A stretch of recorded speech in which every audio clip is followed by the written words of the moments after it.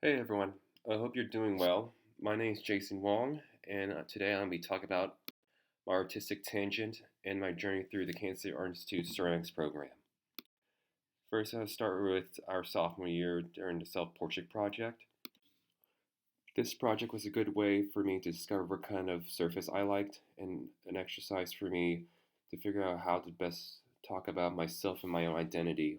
I'm referencing red and gold, the traditional colors used in China to symbolize good fortune, and referencing ornamentation found in architecture and in textiles. Next was the larger than life project. At this stage, I still wanted to talk about identity and still not sure what kind of surface I would be using. I represented myself as a dragon and also referenced the blue and white porcelain of old during the Ming and Qing dynasties. Here are some blue and white porcelain ware that I was referencing. Jonathan Sing's Painful Pot was a inspiration for me to how the way he carved and sculpted. During the second semester of sophomore year, the RR project gave me a different perspective on how to make work through the use of vessel and slip casting. I wanted to create a meditative experience and interaction with the viewer. As they pour water at the very top and watch it and listen to it trickle down, I wanted it to be a form of contemplation and meditation. I wanted to reference bamboo as a form of irrigation and also Japanese rock garden and the design of the pouring vessels. Looking back now, little did I know that this piece would actually influence my current work today. Having Richard Knockin as a teacher during my freshman year was a very insightful experience. He showed me a different way of making political artwork I never thought of before. I remember growing up, my parents painting a beautiful picture of China for me, and the government couldn't do anything wrong. However, it wasn't until my freshman year of high school is when I learned about the Cultural Revolution and the government's attempt to eradicate tradition, culture, and values. In these pictures, you can see intellectuals, doctors, or even school teachers being persecuted for embodying those values and traditions. They were publicly humiliated, sent to work camps, or even executed. If they weren't caught, they fled the country. Mao believed that revolution had to be consistent, and to create a new world order, you had to get rid of the old one. You can also see the Red Guard, a group of youthful idealistic soldiers, basically enforcing what Mao believed in violently. I was deeply enraged by learning about this revolution because being an immigrant, I didn't grow up learning much about my own heritage because my parents were always working. And learning that someone attempted to destroy what I wanted to learn and gain so passionately, it really upsetted me. Here you can see photos of art at temples being destroyed.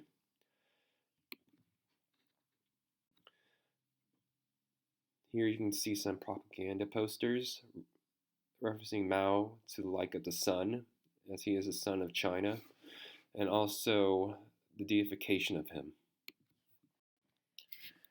During my junior year, I wanted to talk about the Cultural Revolution.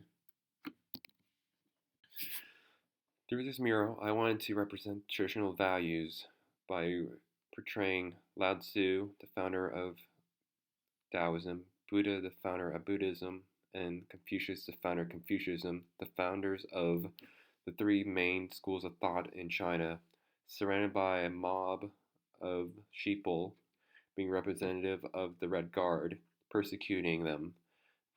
As they're being persecuted, the sheeple are holding up Mao Zedong's red book with all his quotes and ideals, and the three figures are wearing plaques that literally say that these people are anti-revolutionists with their names crossed out. Through this project, I gained a lot of clarity and worked out a lot of anger towards my parents for feeding me their propaganda as a child. I now realize it's just what they were raised with and learned to let go of a lot of that anger. Making this mural was actually quite a cathartic experience. The next project was the People's Republic of China Compassion. Along with learning to let go of anger for the past, I also had to learn to forgive. I decided to create a destroyed Buddhist statue of Guanyin, the Bodhisattva of love and compassion. In the crevices, I wanted to carve little sheeple looking saddened and mournful. I've heard stories how decades later, those who were participating in the revolution were very regretful of their actions for the people they killed and the art they destroyed. I guess I wanted to pose the question to myself, do these people deserve forgiveness for their actions? I think they probably do. In a way, it wasn't really their fault. It was just the propaganda they were fed when they were younger, and they bought into it. And with also creating the age effect, I wanted to show the passage of time and show how, or represent how the ramifications of the revolution are still being felt today. I was really inspired by Johnson Sang's work in political commentary. In Guardian's Fall is referencing Tiananmen Square and the line of tanks being stopped by a single man. However, you can see is a fallen angel representing Cupid, the angel of love. In Jonathan Sang's A Piece of China, you can see little red guard figures sweeping away and wiping away the blue patterns on the white porcelain, almost representing the destruction of tradition and culture. You can also see a little baby drawing a hopscotch design on the plate too. To me, that represents what they're trying to replace the old art with was inferior and very elementary, almost childish.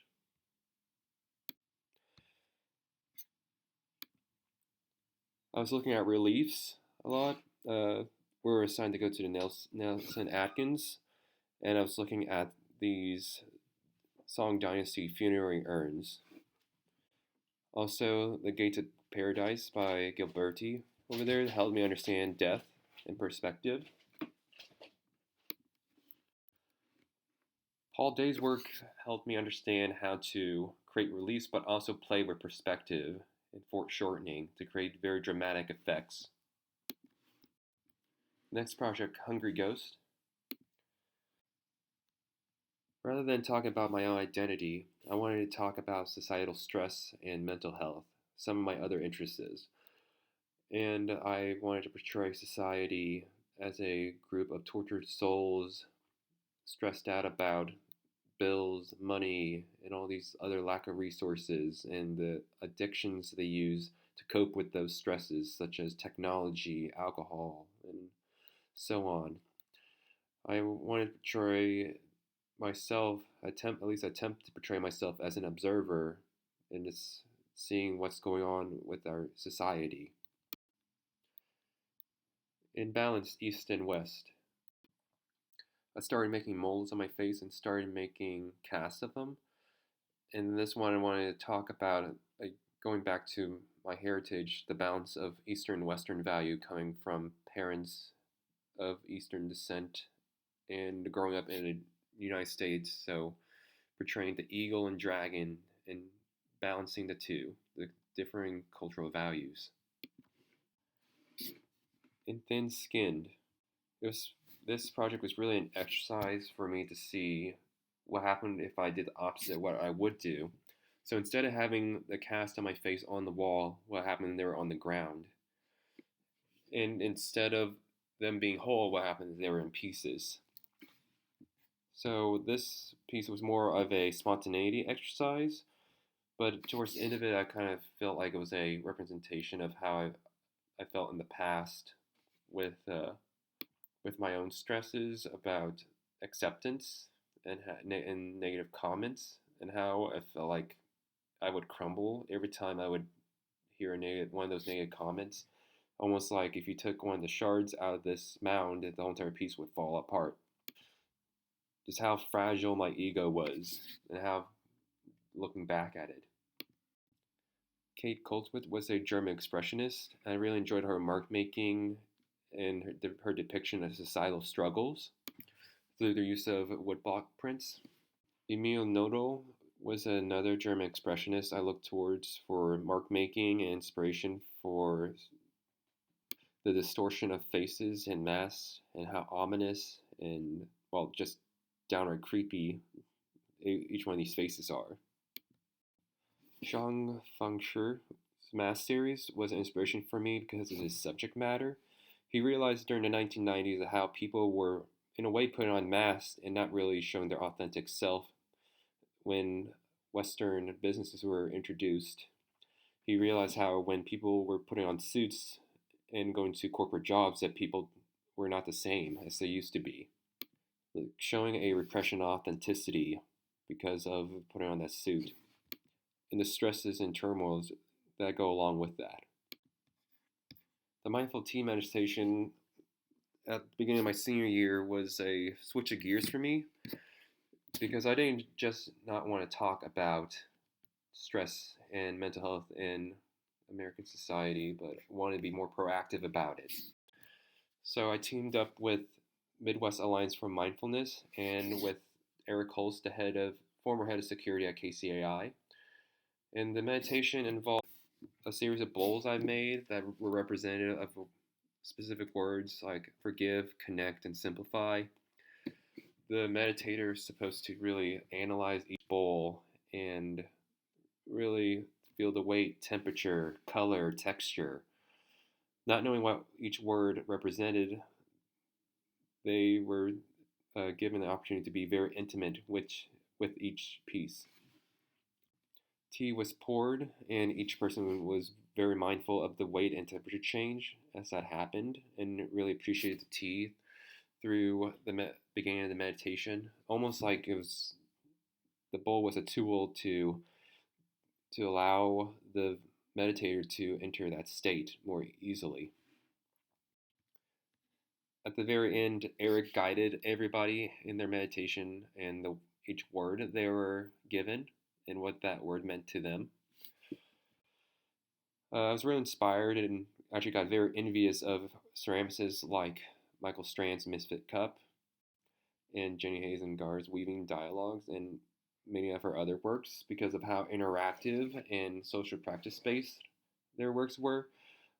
I've realized since my sophomore year that I wanted to be more socially engaged with my work, but I didn't know how to. Here's a bowl from the meditation. Here's another one. This one is a later one, and so is this one. I started working with teapots towards the second part of the first semester, but I didn't realize how hard teapots were in creating that relationship and working with geometry. I also realized from the work towards the end of my junior year that it's not that smart for me to make work that's devoid of my own identity. So it's kind of strange just seeing it all come back around to me. I now realize that I don't want to just talk about my own identity, but how kind of use my own identity and experience to help others. The work I'm making now. So I started working high fire from last semester. I decided to go to low fire just because I feel more at home with earthenwares and low fire. I also didn't want to deal with cracking and warping and glaze, making lids get stuck together to the body and spouts getting clogged up. This is my current studio. So far I've been making a lot of teapots and understanding the relationship between the spout and the handles. Here's some work I have now. I've been using a lot of terracage and trying to experiment with patinas. I've also been experimenting with double-handled teapots and how to incorporate two people and changing up the meditation by incorporating the pouring vessels. There's some almost finished ones. Also incorporating a cup and saucer to go along with them too. Been trying to figure out the design of the saucers and what works best with the vessels. This one in. So I'm gonna pour this side.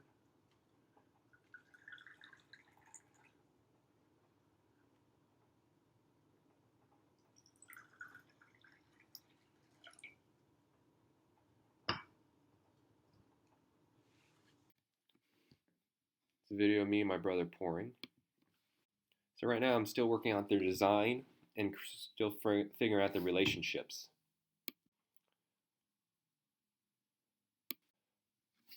Pete Pinel's surface, terracage surface, really inspired me because I really like that earthiness to it.